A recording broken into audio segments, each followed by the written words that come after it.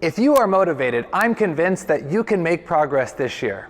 Now, how do you stay motivated? Well, the things that you put in your mind, the people that you interact with, your self-image, your perception of yourself, your perception of your game makes a big difference. There's a lot of things that we do, and a lot of things that we say that can fuel our motivation, and there's a lot of things that can tear it down. Today, I'm going to address two opposites. First one I'm going to address is the bad type of motivation. The second one is the good. Now, you're not going to expect what I'm going to write, but give me 1 second.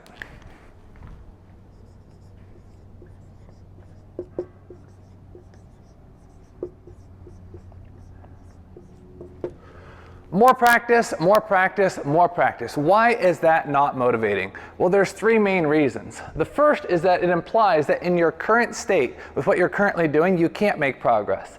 The second thing is that it implies that if you do practice more, that you will make progress. And the third one is that most people do try it for a week, a month, a season, whatever. They practice more, and then they're disappointed. Why? Because their expectations are too high. They've told themselves their whole life that if only they were able to practice more with doing the exact same things, that they'd be able to make progress. So they've actually set themselves up for failure in their mind because they think doing more of the same thing will lead to progress, and therefore they end up quitting. So instead of just saying more practice, more practice, more practice, what should you be telling yourself? This is the key here. Watch this.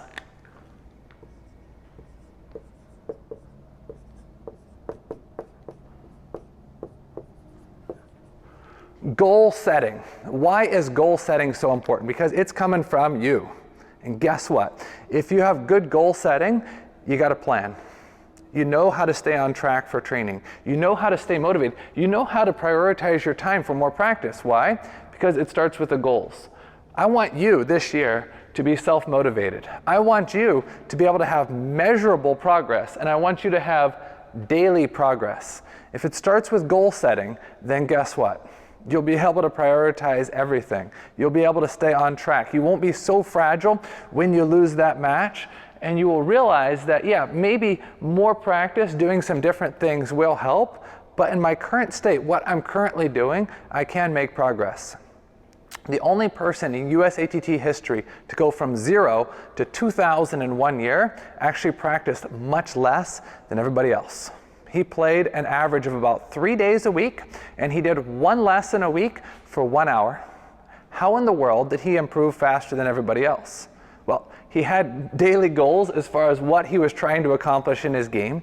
He knew that for every drill, there was a purpose. For every drill, he needed to be able to perfect this and this and this. And hour for hour, guess what? His practice was more efficient than others, so his learning improved faster than everybody else.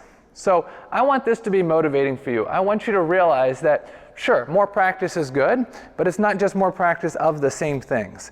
It's solutions to your weak points and then strengthening your strong points. It's also a matter with more practice at developing a playing system. I'm going to be talking about that a lot in future videos. And as far as goal setting, this is not something that your coach or your parents are forcing on you. This is your personal goals. When you're motivated, when you have your own personal long-term, medium-term, and short-term goals, guess what? Hour for hour, you're going to get more out of it. If you're watching this video on YouTube, make sure you like, subscribe, and make sure you turn on the bell for more notifications. I'll see you soon right here at the Samson Debena Table Tennis Academy.